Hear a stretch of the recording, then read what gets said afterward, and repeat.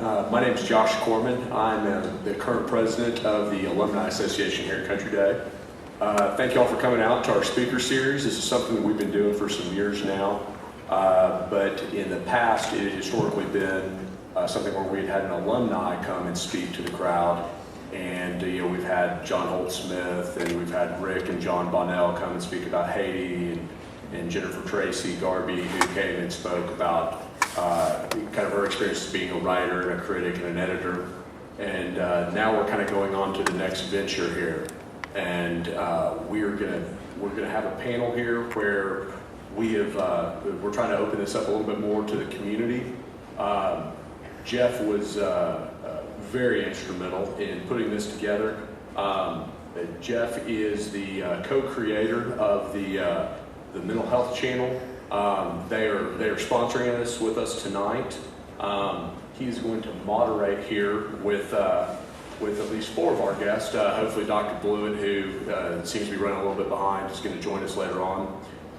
Jeff is an alumnus of both Country Day and also Davidson College. He's been in the production broadcasting business for 20 years, putting together different broadcast and theatrical documentaries for different audiences all around the world. It's been seen on NBC's, PBS, DirecTV, HBO, and IMAX. Before that, Jeff was also a student here at Country Day and a teacher as well. So his company, the Mental Health Channel, you can reach that at mentalhealthchannel.tv.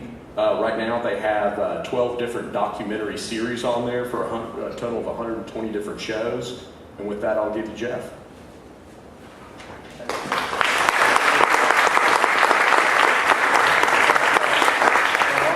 I love it. Good. Everybody here? Yes. Well, thanks for coming out on a Tuesday night. Talk about brain health. Pretty exciting turnout. We actually had 170 RSVPs. I think we're having some athletic traffic issues, among other things, but we're so glad you're here. And I'm glad that these panelists are here. And Ed Chisholm just got his MD tonight since Dr. Blewett isn't here. We just go ahead and give him that title. You accept that? No, thank you. Oh, and first let me know, I heard some grumblings. No one's going to be diagnosed here this evening. That is not the plan.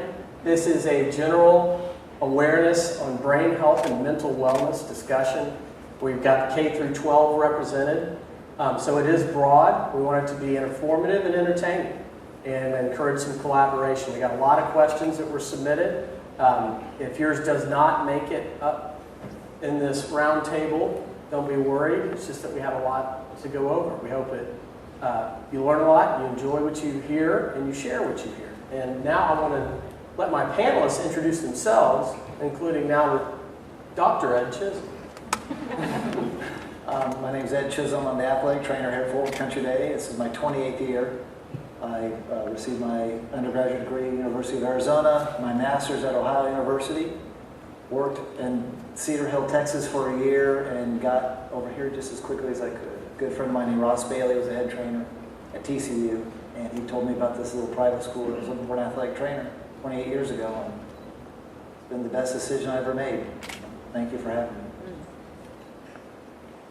Good evening, I'm Teresa Fuchs. I'm a licensed professional counselor. I am the lower school counselor here at Country Day, serving kindergarten through 4th grade and anybody else that will come see me. My background is in special education. I began my career in education 33 years ago, teaching self-contained class with kids with emotional challenges. And I have been a licensed professional counselor since '87. I also work with my animal-assisted therapy dog, my crows, and I have my life coach certification, so I'm very interested in helping parenting. Thank you. Hi, I'm Elena Rowe. I am the school counseling program director at Trinity Valley School. I'm also the middle school and upper school counselor. I did my undergraduate work at the University of Tennessee, my graduate work at Seattle University and the University of Puget Sound. I started off my career in education as a Montessori teacher, then worked through the K-12 setting with students with learning disabilities before my master's in school counseling. I have been working with students as a school counselor for close to 10 years now and at Trinity Valley for 7. Good evening. I'm Dr. Joyce Mock. I'm a neurodevelopmental pediatrician, and I'm the CEO of the Child Study Center here in Fort Worth. And the Child Study Center is a center that serves children with complex developmental disabilities, both to diagnose, treat, and educate those children. Thank you. Glad you're here. I want to start by just reading a little something that's actually even on the back of your program. Talk about what mental health really is. Mental health describes our emotional, psychological, and social well-being. It affects how we think, feel, and act, how we handle stress, relate to others, and make choices. Contrary to popular belief, your brain is an organ and is affected by diet, exercise, sleep, environment, body chemistry, medications, and treatments, just like the rest of your body. The difference, of course, is that it controls the rest of your body and your actions, which is why improving your mental health can have profound effects on everything else in your life. And on this panel for mental wellness, why is it so important? Not just for students, but of families and individuals alike. Because working toward your optimal state of mental wellness means you can best realize your potential. It also means you can best contribute to your family, your friends, your coworkers, your community, and your country. And so this is why better mental health is not just good for each of us individually, it's good for all of us as a society. Everybody agree? All right. Let's start right into it. It's 2014, right? And it's amazing to me, and I've heard this from people in the weeks leading up to this, it's amazing that we're just kind of recognizing that our brain matters in this whole wellness equation. Dr. Mock, why is that? It is amazing that that's becoming more of a realization now, and there's lots of research that's very exciting that shows that the effect of early toxic stress or early traumas on children influences not just their mental health, but also their physical health throughout their lifespan. So we know that trauma and traumatic events and problems like frequent hospitalizations, being a witness to violence, things like that can have profound effects on an individual for their lifespan, both mentally and by their physical health. And Elena, why is wellness important for our students? Seems obvious. Well, we would like to see our students working to their full potential from early in K all the way through 12th grade so that they can live a full productive life post primary and secondary school. We want them to have all the skills that they need to go off to college and take advantage of all there is to offer. And Teresa, why is it important for families? You work with a lot of families in the university. I think wellness is important for families because there is no perfect family, and life happens, and you will have hard times in your family. And the more that families can talk about their situations, their problems, not so much focusing on the problem, but rather what they want to see happen, solutions, and using the strengths of everyone. I think the more a family will grow and stay together, kids will be learning how to be healthy emotionally their whole life. They're going to get their whole time. So important to start early, Yes. and it doesn't stop. Okay. Why the importance of sports in mental wellness? Exercise in general. Exercise stimulates the body and the mind, and that sounds trite, but the Greeks were talking about that so long ago. But it's just a balance, and you need a balance in your life with exercise and learning, and they don't compete against each other. They work together. The relationship's close, and we have found I don't have any study, but we found that the kids who are studying, who have a big test coming up, they want desperately to go on the field and exercise and work hard physically, and it helps them decompress and focus, and helps them mentally. Continuing on that, Elena, this is probably for you. There's new studies out about the importance of play, not just exercise, but play, particularly in an element. Dr. Mock and Tracy might want to chime in on this as well. Can you tell me about that, the importance of play in an academic environment? Well, I think the play ties into physical activity, absolutely. But the play gives the brain of a young child the opportunity to shift out of the math and the language control centers into the more social, allows them to rest certain parts of their brain so that when they get back into the classroom that they can take more advantage of what content is being taught in the classroom. But that physicality that happens during play, the social, the imaginative play that happens is so vital for them to actually process what they're learning. So what they're taking in the classroom often comes out, in many instances, in the playground, out in their social relationships. So it's a way of solidifying what they're learning, oftentimes in the classroom. We work a lot with children who have very poor social skills, poor play skills, poor imaginative play, and so those sort in our school setting, those things are built into curriculum and activities because, for life in general, sometimes social skills are more important than how far you got academically. So it really needs to be stressed as being very important.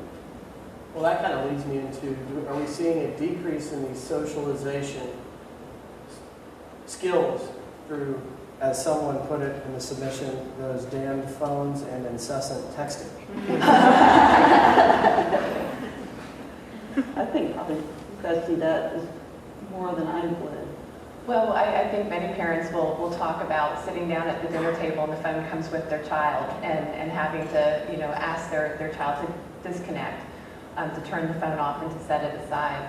And I think our students are getting in the habit of communicating primarily through the text. I know some parents will also say the best way to reach their child is through a text message versus a phone call versus an in-person meeting. And now, on one hand, it's very nice to be able to have that immediate contact with your child.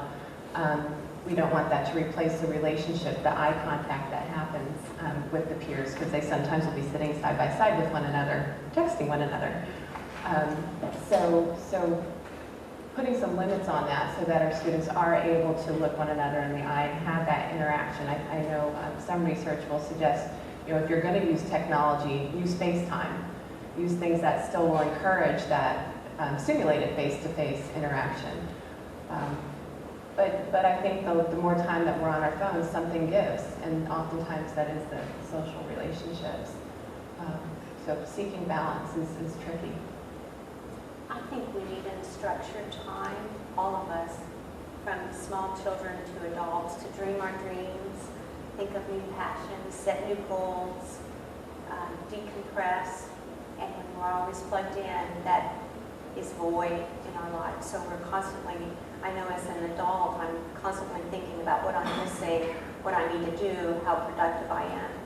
And as a person, I become less and less of who I really should be.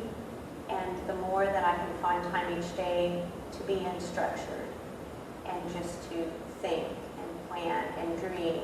I think children need unstructured time to practice their roles, to try out roles, to discover their strengths, to explore, to learn about creativity and problem solving. We just need to get unplugged every day, short period of time. That's a hard thing to do, right? I mean, more and more schools are actually using technology, sending it home as part of their curriculum, part of their homework. And there's that fine balance. And it seems, I think we'll continue to probably try to work that out as we move forward. But Ed, do you see technology impairing in athletics at all? Do you see distraction, phones? I know the coaches across the line have said, don't bring your phones to practice. That sounds funny. But it's true. I mean, if you let them, they'll be on the bench doing this instead of paying attention to the game. But I think we all have little stories to tell where we end up either on vacation or in a position where we're with our kids or even just by ourselves and our phone doesn't work, and actually how it turns into a benefit. I know, Jeff, you told a great story about that to us, but it's, it's the same when we go on vacation, we end up in Red River, New Mexico, and our phones don't work as well as they normally do, and it's actually nice. I mean, we actually get to talk to each other, and I think it's a beneficial. After 20 minutes of sheer terror.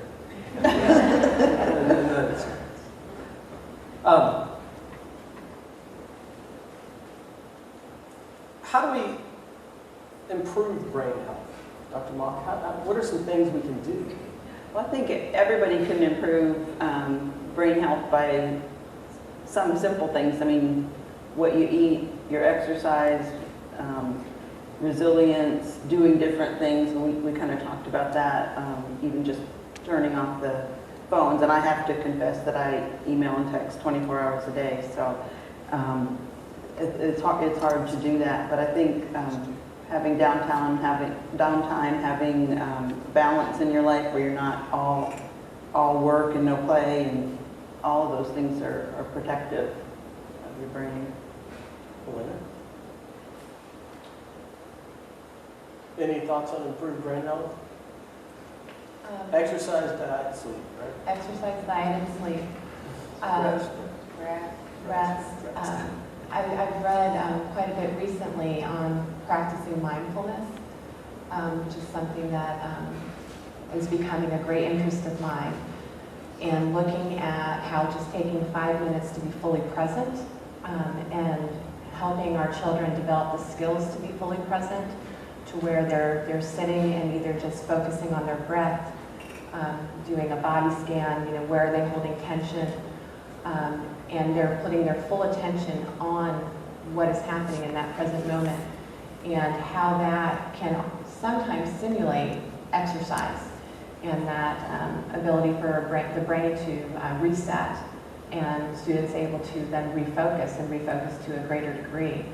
And I find that really, really interesting as far as brain health and taking care of ourselves as individuals and de-stressing in a way that 5 minutes does a good deal of decompression. Now, this came up a lot in this question submissions. This could be for any of you. Are today's students exposed to more stress than, say, 20 years ago? It's kind of a loaded question. Ed? I think the stresses are different. I don't know if they're necessarily more. I know this technology obviously provides a lot more opportunity for them to gather information.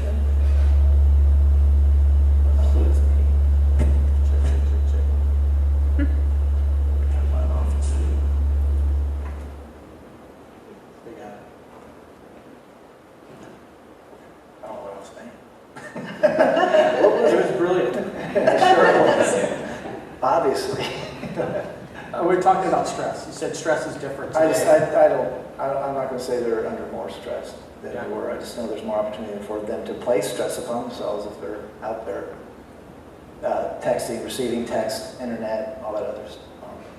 As far as the school placing more stress on them, I know there's a bunch of discussion on that. I married an alum, and she said that it was pretty stressful. She tells Tiny Kilborn stories to this day. So I know there's some stresses, back then as well. And anxiety is a very common diagnosis in children, Dr. Monk. They're probably the most prevalent. Would you not agree? Anxiety is huge, and we diagnose it all the time. Yes. And I think there's a couple things to think about. I mean, one is that there is stress. They talk about stress being good stress versus toxic stress, and so good stress would be you're worried that you have a test, so you study and you prepare and you're nervous and you do as best you can and so on. Toxic stress is more severe life stressors, traumas, very, very serious issues. And likewise with anxiety is a functional aspect of all of our mental capacities, and that it's appropriate to be anxious if there's something big coming up or something that requires a performance. But we see children, when we diagnose an anxiety disorder, is when they have a pervasive sense of anxiousness that is just unrelated to what's going on around them. And that typically does run in families, and certainly you can do things environmentally to reduce that in children, but it is fairly common. Yeah, following up on that, I mean, how do you separate developmentally appropriate behaviors from psychological or emotional distress? I saw that question come across, and then I think the other thing is how do you then also divide them from things that are learned behaviors? You know, what they have learned, say, gets attention in the home or from a student, or gets them out of doing something that they really want to do, and you have to figure out, is that just something that they have learned, or is it a sign that there's something really disturbed in that child, or something wrong with the environment that they're in, or do they not have the skills to do something different? And that's a tricky thing. I think that's part of the art of diagnosis and treatment of children who are exhibiting any kind of problem. Yeah, and I hear it a lot from parents, and I think this might resonate. It's just, when is my child just being a child, and when is there something wrong? I mean, that is the holy grail of answer, right? It is, and it's that, like I said, that is part of what a good clinician or a good therapist has to untangle, is how much is, like a 2-year-old whose friend in daycare takes their toy and they slug them.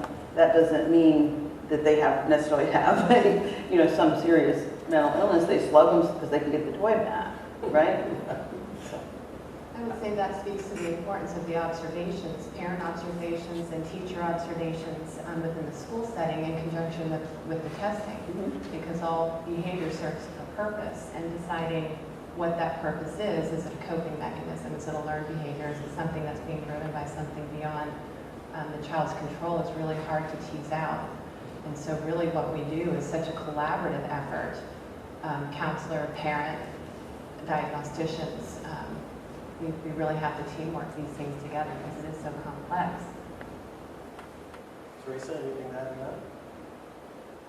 When I think about children having difficulties, I always go back to number one, growth and development. There are some predictable behaviors and stages that we as human beings go through our entire life. I know Eric Erickson has it all the way until death, the growth and development stages that we go through. I think it's really important as parents and educators and clinicians to look at growth and development. I think it's important to realize that we as human beings go through times of equilibrium and disequilibrium. And sometimes it's our disequilibrium times that we're learning the most. So I say this to my daughter, and in my family, it's learning time. Every time problems, stumbling blocks seem to come up in our lives, it's learning time. It's our time to grow. And so as we put our heads together as a family to solve different problems, look at where each person in the family is in their growth and development. If we've tried so many things and some of the behaviors keep getting worse, then I think that is the time that you seek professional help and just see if there's something more needed to help the child or adult or teen become more imbalanced and learn to cope with whatever they're dealing with. In that, I mean, the importance of parents and community. No one can really do this alone. If you are seeing something, and that's what I'm hearing time and time again, reach out. See a professional. Talk to someone else. Our observational skills can get even a bit myopic with our own children. And it takes that extra set of eyes. And I imagine at Child Studies Center, it's a real community effort. Can you talk about that? And the importance of that in a successful treatment plan. Right. I think, we use a lot of medication, and that is an important part. It addresses the balance from a chemical or physiologic standpoint, but we also do a lot of behavioral intervention and education and some therapy. And so But what we have to remember is that all of that really doesn't account for much if it's not carried on at home. The child spends much more time with their parents than they do with us, even if that child is there full-time in one of our educational or treatment programs. So it's really important that that gets carried out. And a lot of times we'll see in families where different family members have a different point of view about what's going on with the child. And one of the first things we do is say, you know, you got to figure this out because you got to be consistent with that child. Do the same things, the same interventions. We do, you know, contracts with the families to follow at home and things to help with managing the child consistently across the different environments. And continuing on the community, Teresa and Elena and Ed, I mean, how important is it for you to be aware of what's going on at home sometimes? You don't see them, you know, and it's how important, say, when maybe the death of a grandparent, it can even be a loss of a pet. I mean, these things can interrupt and disrupt the normal routines. Talk about that. I'll start with you, Elena. The importance of sharing this kind of information with the counselor, with the teacher, with the coach, with the trainer. Yeah. It is very important, and it takes a lot of trust to do that, because I know that oftentimes this is when we're at our most vulnerable, when we're having family grief or hardship within our family, and it's very hard to reach out to somebody who you maybe just have, they're not a cursory relationship with them, but you know your counselor, you know your teachers, that this is a different level of trust that you're having to bridge when your family's in crisis. But reaching out is so important, because oftentimes the students need somebody to talk to. They need to know that their teacher, their counselor is there for them, that there are people that they can talk to when they're at school if they need to. Because oftentimes they're thinking about it themselves and maybe suffering silently, distracted in class. And sometimes the teacher awareness is, there's a little extra TLC that can happen in the classroom that'll be very subtle. And it's just reassuring to the young person to know that we are that village, that just because school seems separate from home doesn't mean that we aren't completely connected in those times. So I know it's important for the reassurance for the student, and also as a parent myself, it's helped me knowing that I have an extra eye looking out for my son at times that I've needed that, and having that feedback, how's he doing today? And so I've been grateful for it, and I'm also grateful when people reach out to me and share. It's quite a trust that is established with them. I think children, really all people, they thrive with structure and consistency. So even if it's a happy event that's happening in your home, like mom and dad are going on a honeymoon vacation and the granny's coming, I think that's a good thing for the school to know about too, because everything suddenly is different and the homework is left behind. And so just, you know, any change in the structure in the home and the routine, to communicate that with the people that care for your children, I think is imperative. So that everybody's on board and knowing where to pick up the pieces when they fall apart. I agree. I mean, it's so beneficial when we were given a heads up to look out for a certain student, and so we can help them, and so we can nurture them, which is what our jobs are. When a student comes in the training room, and you know, I'm noticing that maybe this, you know, he should be healing faster, or should be, you know, acting a little differently, and then I'm told by our great we communicate really well with the counselors and the nurse. Gives me a heads up that, you know, Johnny, you know, lost his grandfather this weekend. And wow, that explains so much what I see in the training room. And then I pass that information on to the coaches. And it's not to make the kid uncomfortable at all. It's so we can care for the kid, and so we're there for him. And so we know, you know, to look out for him or her, and to be there if they need us.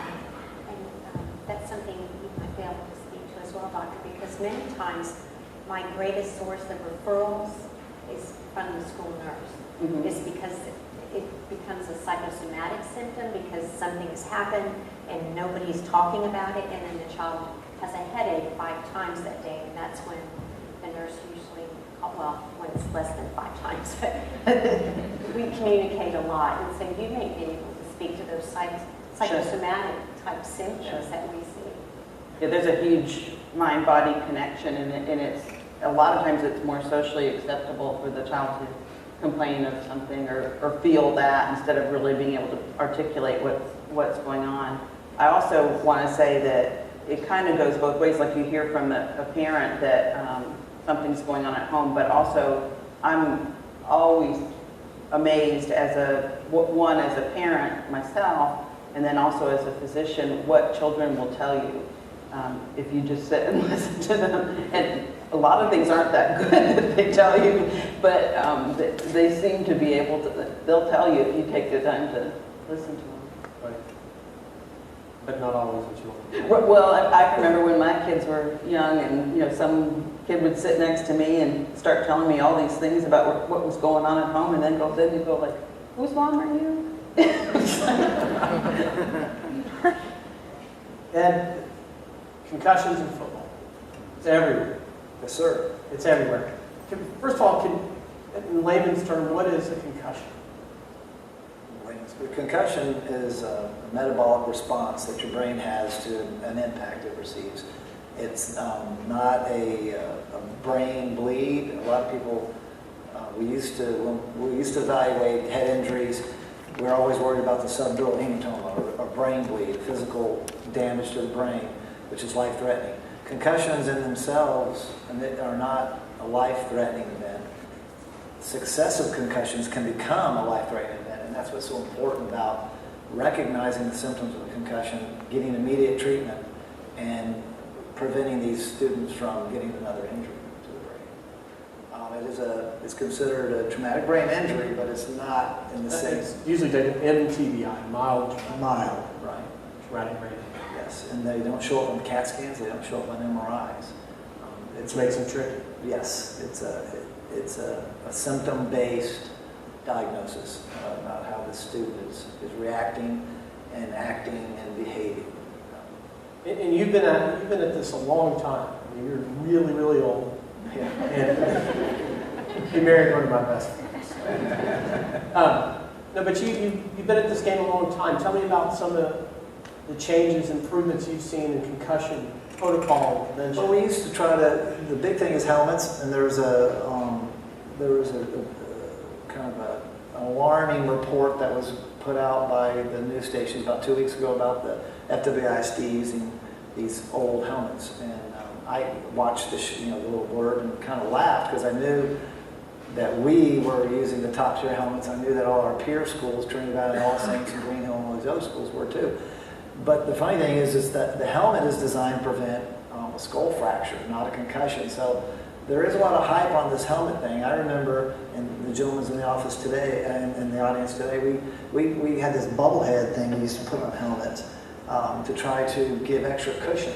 And that was based on the knowledge that we had at the time, that we thought that the concussion was being caused by the physical blow to the head, and so we wanted to give this helmet more padding or more protection, when actually the concussion's caused from the brain bouncing around inside the cranium. And we're finding out now through research that a lot of the forces are rotational that are causing these problems, and a lot of the scientific evidence is pointing towards a lot of people are sustaining concussions without actually receiving a physical blow to the head. One of your loves is rodeo, and they took some film of rodeo bull riders who were knocked unconscious. And it looks dramatic when you're sitting in the audience at the stock show and you see this guy come down, looks like he's hit the bull and he's out.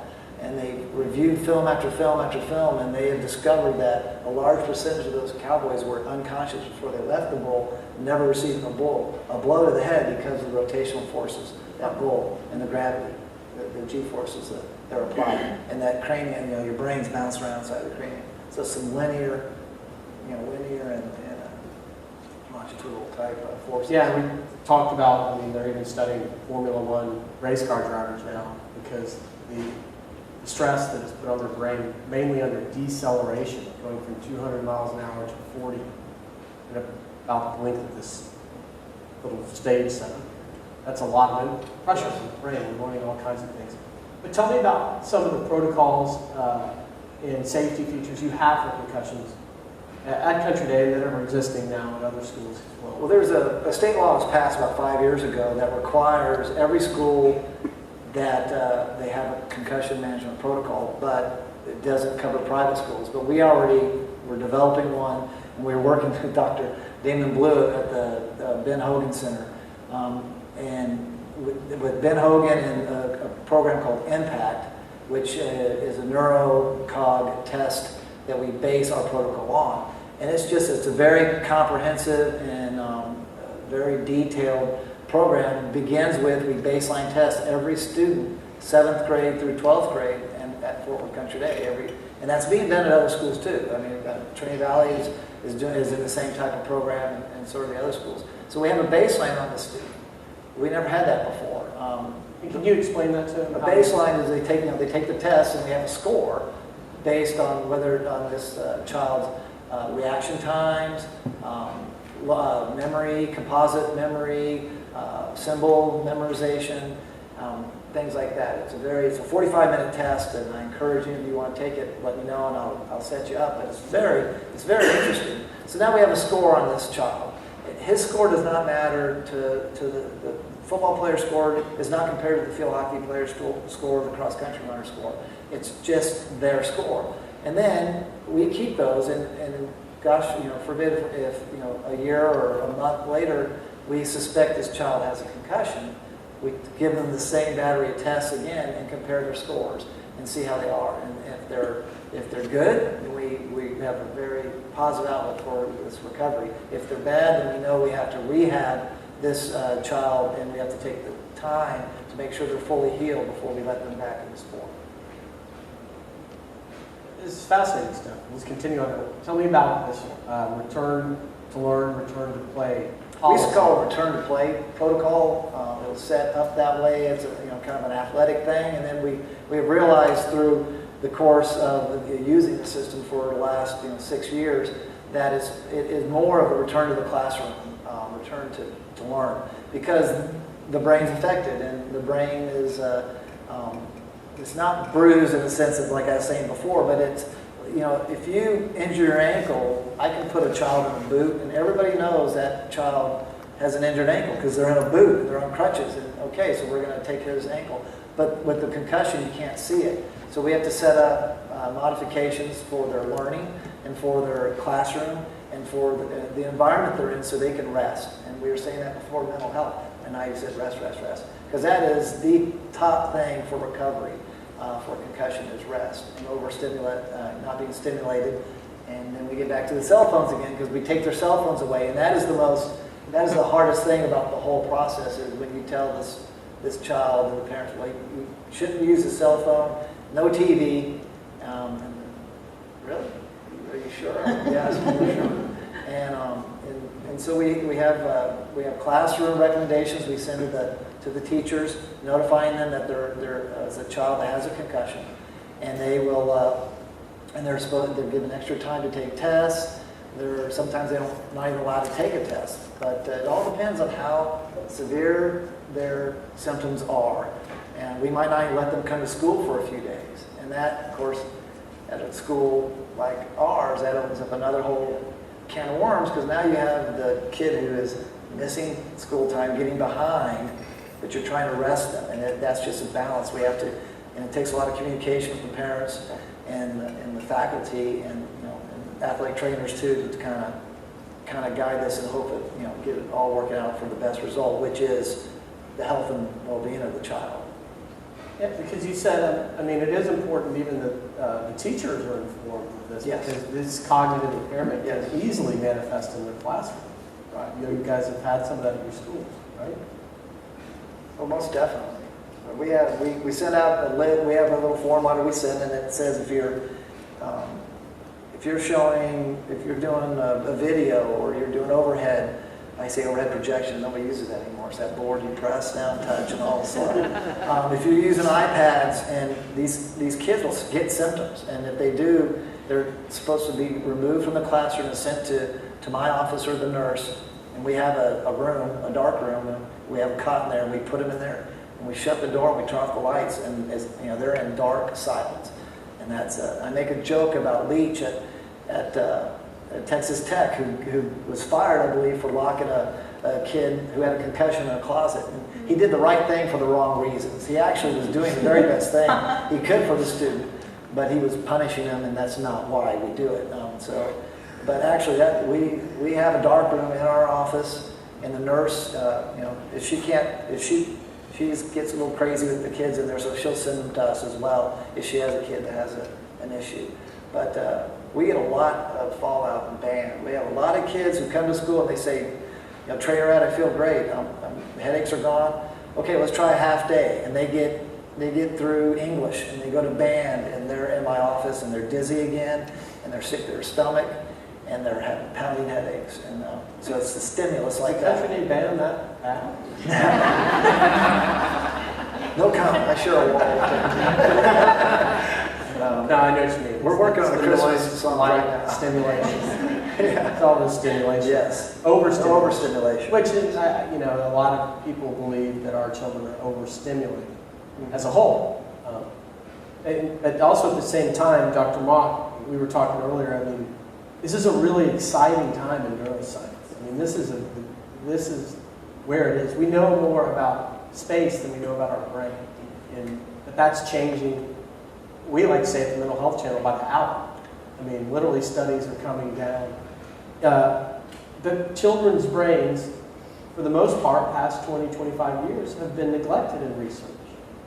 Can you tell me about that? Yeah, children in general are a neglected group in a lot of medical research and neurologic research, and partly it's because the money's made in dealing with adults and things like that they'll tend to get ignored. But more and more studies are coming out using children, and the things that are really exciting are some of the functional studies where we're now able with neuroimaging, functional MRI, and things like that, able to study the brain in action. And we've always mostly had things that were static, looking at structure as opposed to function. And so there's more and more coming out now that is really showing us how the brain works. And does that translate eventually directly into your classroom, into your program? It will eventually, I believe, yes. We're really on the cutting edge with some of these things, and some of the EEG technology and stuff like that is all. We're right there, not to where it can be really very useful from a clinical standpoint. Mm-hmm. And the things that we know about the brain are still, I think, are going to still be the same, which is that if you want something to occur, if it's a desirable behavior or a desirable skill, what you want to do is practice that. And that's, I think we're going to have all kinds of fancy technology, and what it's going to tell us is that if you want it to keep coming back, practice. Same old message. Yep. Yeah. There's a lot of rush. You hear it all the time, people to be diagnosed ADHD. It's kind of, and you guys can speak on this too. I want to ask Dr. Mock first, what goes into an accurate ADHD diagnosis? And then treatment? It's still, ADHD is still a clinical diagnosis. It's not, we can't yet do imaging or EEG testing with any clinical certainty to pinpoint a certain pattern. So it's really looking at a pattern of behavior that is persistent in a home and school in multiple settings of inattention and hyperactivity and impulsivity. So we look at how that child is functioning in different settings. The other thing that I think is most important is that we have to rule out a whole bunch of things. And sometimes they can be done just by history, but you want to make sure that there's not health issues, there's not sleep issues, there's not nutritional issues, the child is not having some problems because they have learning problems and they really can't perform in the classroom setting that they're in, that there's not something horrendous going on at home so that they can't focus during the day. They're not coming to school hungry. I mean, all those sorts of things we have to rule out. Many children need to have a full psychological battery to look for learning problems, as well as how well they're able to attend. So that's that. And in terms of if a diagnosis is made and is made appropriately, then there should be multiple arms to the treatment as well. So you would be looking at medication, which is extremely effective for appropriately diagnosed ADHD. But you'd also be looking at things like classroom modifications, preferential seating, the way the assignments are given, a number of things like that, rewarding their attention. Which sounds, that process is a lot more extensive than just going to your pediatrician or general practitioner being like ADHD. It is. Now, there's a lot of, at the Child Study Center, we see the complex neurodevelopmental problems, so that we tend to see children with ADHD who are really tough to diagnose because of other co-occurring illnesses and cognitive problems, behavior problems, and stuff like that.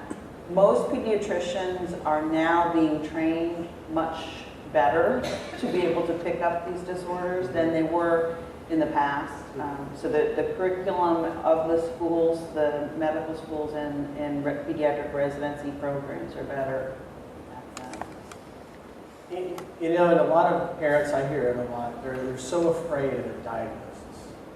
Their child is being diagnosed. Elena, I'm sure you have that. I mean, some people won't even share because, for whatever reason. Talk about, what would you say to a parent whose child has just been diagnosed with neurological behavioral disorder, and how do you help them cope with that? And more importantly, that this is a beginning. You took my words. Sorry. It is a beginning. Oftentimes what has led a family down the path towards a diagnosis through testing and other therapies is that there has been an observable issue, a struggle, a challenge that led the family and the child to reach out for help. And so that diagnosis, while can be intimidating at times, it often gives direction for how to appropriately treat, whether it be through therapy, medication, modifications in the classroom, all of these things that wouldn't happen without that diagnosis. And additionally, often the diagnosis being the beginning means that you now have a treatment plan, things to follow, skills to build, that eventually will lead. It's not a limitation often. It is something that most folks who can look down, retrospectively 10, 15, 20 years down the road will say that actually became my strength. I've actually turned this into something that has become my gift. And it's a matter of looking at it, talking about it as a family, talking about it with your child, collaborating with the school, getting the appropriate treatment professionals on board with you to kind of create that wraparound approach. And it actually, it's a beginning. It's a beginning of healing. It's a beginning of health. Of what was a challenge now becomes a different sort of challenge, where it's a manageable challenge, something that can be treated and worked with. Teresa? I don't like diagnoses. I like behaviors. What are the behaviors that are giving you difficulties? What are the things you need to learn to achieve the things you want to achieve in your life? And most importantly, what are your strengths? And how are we going to use those strengths to get you where you need to go? Because you will get there. I think it's good to teach children and teens and even adults that are diagnosed. You know, it is what it is. I used to hate that saying, but I love it the older I get. It is what it is. Now what? You can't change always how your mind functions and how you think and what your strengths are or what your weaknesses are, but you can work on them and you can find other ways to achieve goals. So I think it's good to be at peace with who you are and what you've been dealt and move on. Find ways to still go forward using your strengths. You know, I think a diagnosis, it's a code that our system, our healthcare system and our educational system works from. It doesn't mean that you are this thing. it's a code. I mean, just in a mental or psychiatric diagnosis, I mean, in the same way that if you have a broken ankle, it means you get a splint for your ankle or a cast or whatever. It's the same thing. It opens the code that you can get these services or these Right. treatments. It's not an individual defining care. Exactly, Yeah. yes. Period. Just ankle sprains are graded, right? Yes, sir. Yes. It's the same kind of thing. It's also not an But excuse. they're not all the same. And it's also not an excuse. It's not an excuse. Whatever your diagnosis is, For the it's not an parent and the excuse. child. Right. Yeah. Mhm. No, it's true. And but I've seen time and time again of people. Everybody comes in the same way. They fear maybe being diagnosed or having some sort of identifier put on them. But in a positive sense, if it is accurate and you've got good people in place and your family's behind it, that can be the beginning of the productive life that we read about at the very beginning. So Instead of letting it define. instead of letting She's bipolar. He has, he's ADHD. No, he's a child. He's a person. that's right. And he has these weaknesses.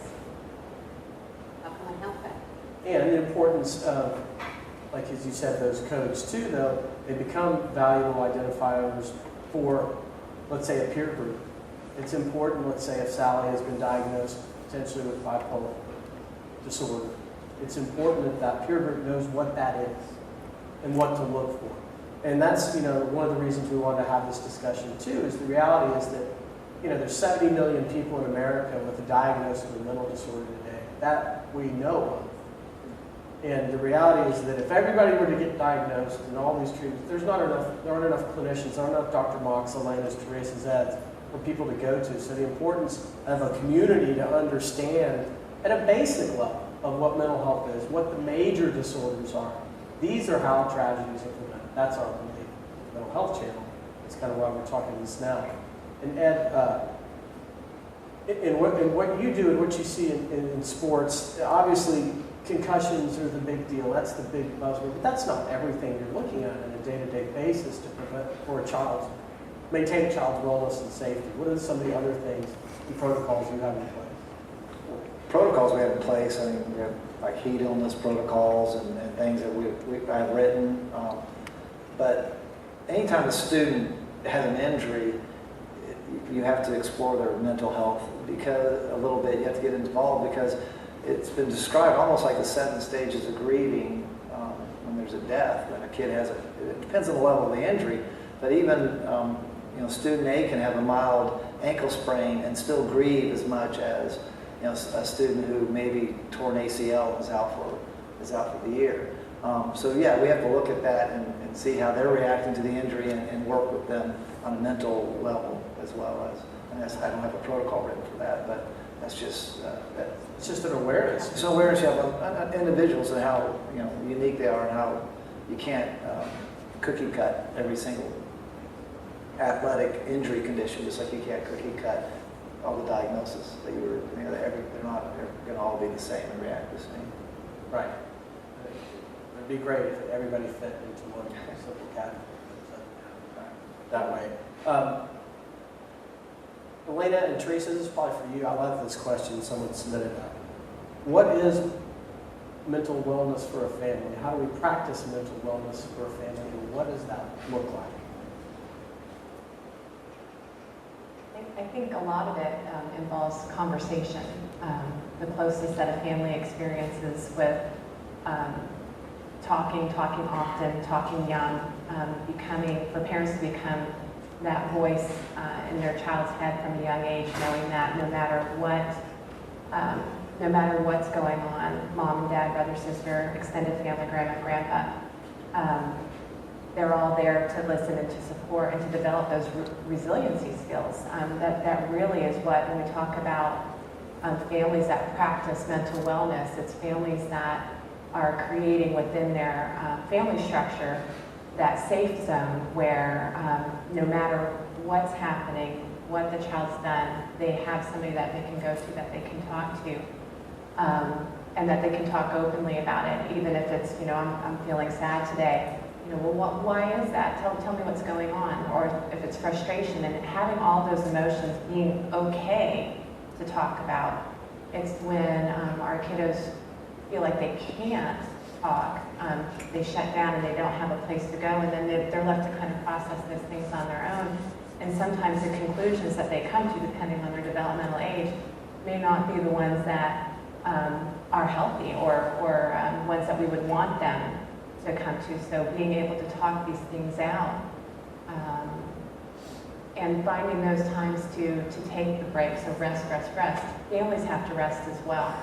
And if you find that you're always on the go, even if it's taking that hour to just sit, out on the back porch and just kind of be with one another, times like that are helpful as often as you can do it, because I know we are incredibly busy with athletic events and the rigors of education and studying. But really looking at what resiliency practices as a family can have in place with connectedness, with rest and having those family time for dinner. You hear a lot about that, and unplugging from our devices so that we can be present. I think those are some really key components from my perspective that contribute to mental wellness within the family structure. I think something that's really important, not only when you're finding a mate before you get married, in some faiths they make you go through these classes where you talk about your values and your goals for your life together. I think that couples and families need to think about that all through their life, and sitting down and thinking about what do we value. Like Stephen Covey said, you start building something by thinking of the end product that you want. Who do you want your children to become? And write those goals down, write the list and keep the list going. Who do we want our family to be? And then look at how you spend your time. Is your time, the way you spend your time, does it correlate with your values? Are you teaching those values by how you act, how you treat others, how you take care of yourself? One of the parenting classes that I like to do is conscious discipline. And Dr. Becky Bailey, she says we can't teach our children anything that we don't do ourselves. So I have to model all of that. And I know as a parent, I see all my faults played out right before me. Some of them I didn't know until I had children. And it's like, wow, that's me. That is me. I taught you that. And I think it's healthy to realize that families are like the gears of a clock. And when something's going on with one person or one person is changing, everybody else is changing in one way or another. So realizing how you're functioning as a family. I teach children that all feelings are a blessing. And I teach young children, so this is real simplistic. It fits into two categories: comfortable feelings and uncomfortable feelings. We need uncomfortable feelings because it's those times when we're feeling angry, fear, frustrated. It's our body's way of saying, hey, you're off balance. Problem solve. What's going on in your life? So I think the more that you can teach your family how to do that. We're going to go through hard times. You will make big mistakes. And this is a double negative, but I just like it the way it sounds. I think your kids need to hear there's nothing we can't handle as a family. And I think they need to hear you will make mistakes. You will fail sometimes. But we're going to handle it as a family. So that's my parenting one way. What about the Chisholm household?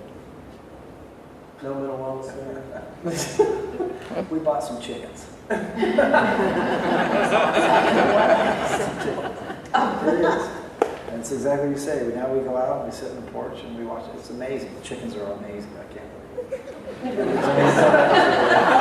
Decompress watching the chickens run around the yard, chasing grasshoppers.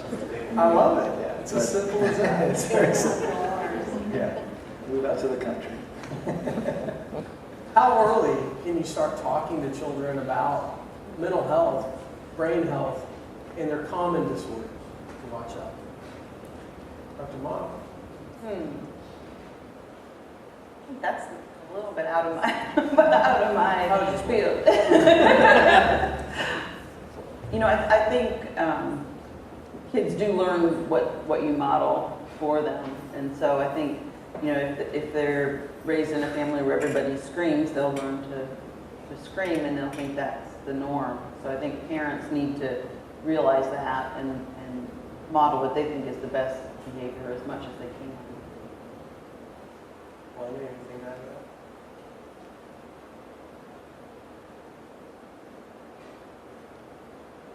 that? No. All right, well, we're getting close to the end, so I wanted to just leave with one. Also, I saw this a lot. There was a lot of questions submitted about, you know, the rigors of an independent school. And I think there's stress whether you're an independent school or not. And as I got this, as parents, how do we help manage that stress while also wanting to promote them to do the best they can? You know, to make the good grade, to become better at something, and acknowledging that there's all this stress that they're experiencing. What balance can parents find in both supporting them and trying to reduce the stress? It's a good question. It's a complicated question. Because we are all in an academically rigorous environment, and how it goes back to what Teresa said and Dr. Mock, what we model. And as parents, we have to be the ones that sometimes help our children figure out when is it time to take a break, when, you know, putting into their study time those brain breaks, allowing some downtime, doing some physical exercise to kind of reset when they need to. But it is a challenge, and balance is very difficult, but we do the best that we can, given everything that we have on our plate. And I think taking that time for self-care and modeling that ourselves with diet, sleep, and exercise, and talking about when you're feeling tired, and modeling, okay, I'm feeling tired today, so I think I'm gonna take something off my plate. I'm gonna, you know, something that I've got my list of things I'm gonna do today, but you know what, today we're gonna hang out, you and me, you know, Nathaniel, and we're just gonna take some time together, and we're gonna regroup. And when we do that, oftentimes we find that we're more efficient when we have to pick up that torch again, whether it be academics or athletics. So by taking time to rest and relax, we actually give ourselves more stamina and can tackle things better when we're coming from a place of groundedness. But it's very difficult, and balance is something that is, you know, it's always on a pendulum. Teresa's answer, it's okay if you fail too. It's rigorous. It's designed almost that you will fail at some point, so you can build yourself back up. It's all part of the process of maturation and becoming a better scholar and a better person. And there's nothing we can't get through. It's awesome. Well, thank you guys. Let's thank our panelists.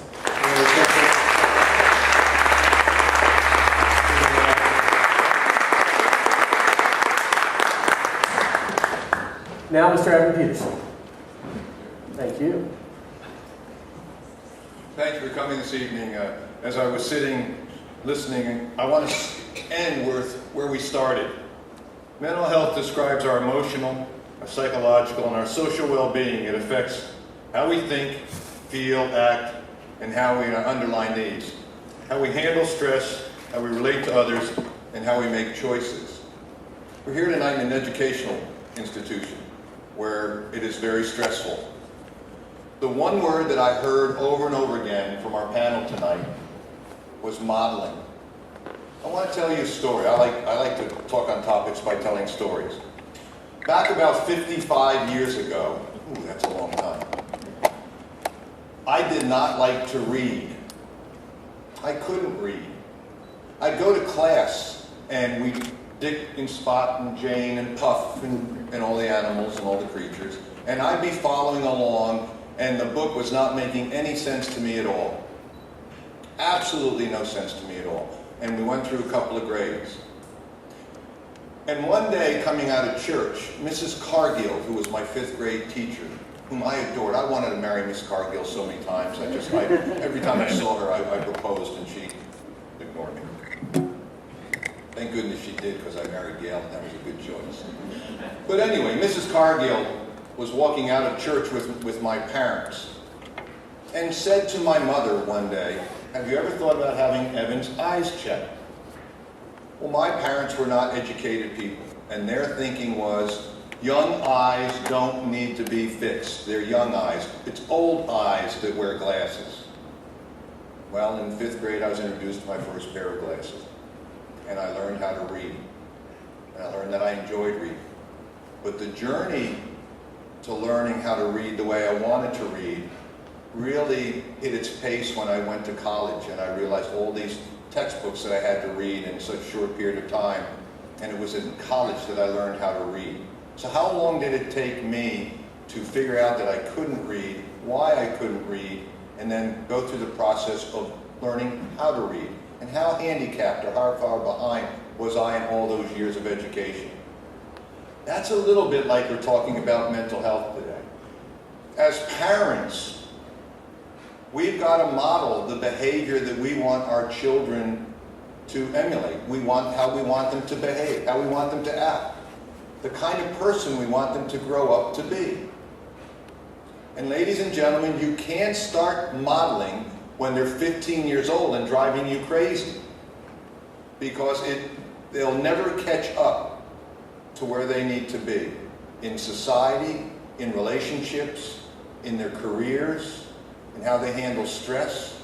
If you are running around the house absolutely stressed out, your children will understand that's a livable behavior. I can tolerate that behavior. People tolerate that behavior. If you are not being truthful, be that in a relationship, be that with your children, if you're telling them stories that you know are not true, they realize eventually that those are stories, and it's okay to tell stories. It's okay to behave the way you want to behave. If you're not accountable to one another in the family, they'll learn very early on, at 1 year old, 2 years old, 3 years old. Those patterns are starting to be developed, and their mental health is being adversely affected by your behavior, by how you're thinking, by what you're doing. So modeling is so important. We try here at school to model the behaviors that we are looking for in our children. We talk about our core values all the time. We did today in the upper school. We spent today in the upper school talking about our core values. These are behaviors, ideas, and philosophies we want you to know and watch us as we go through our life as educators, as models to what's going on. So, what did we hear tonight?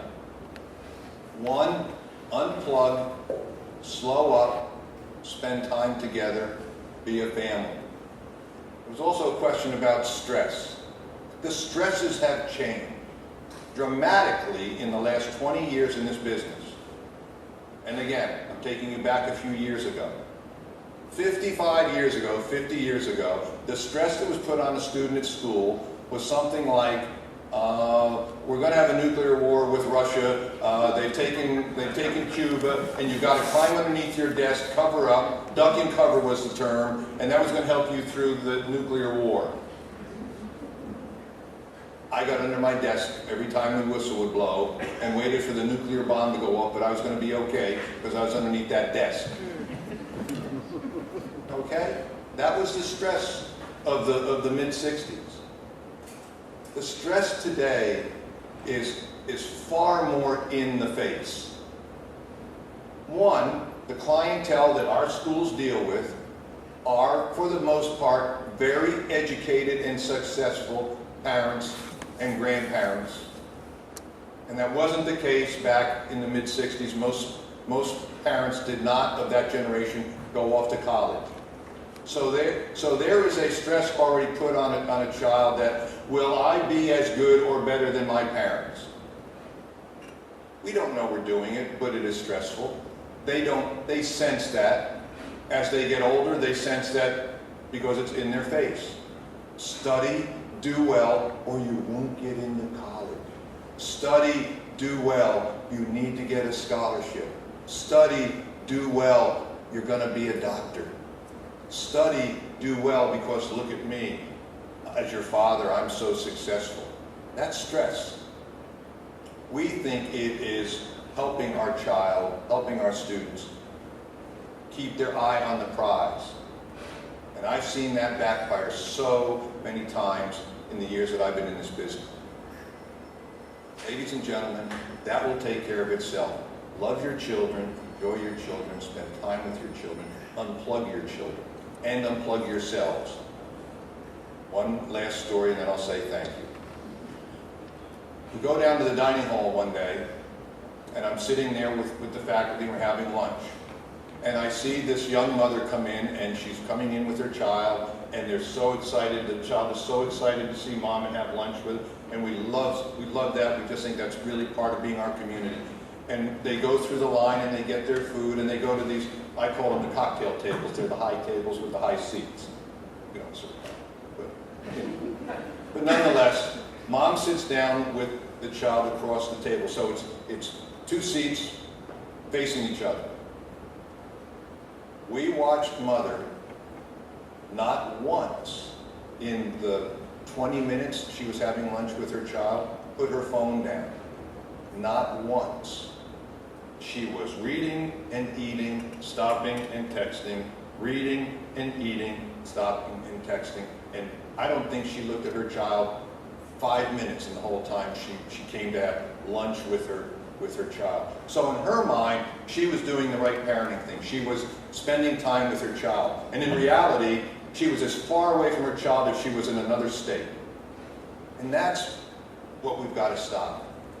You can help your child's mental health, and you can help your own mental health by unplugging, slowing up, and letting life surround. Thank you, ladies and gentlemen, for coming this evening. We appreciate it. To the Alumni Association, thank you very much. I know Josh is still out there. Josh, thank you. This is the type of thing I hope we continue through the Alumni Association, where we come together and we talk about topics that are relevant to school and to home, to children and to adults. I thank you for coming this evening, ladies and gentlemen. Thank you.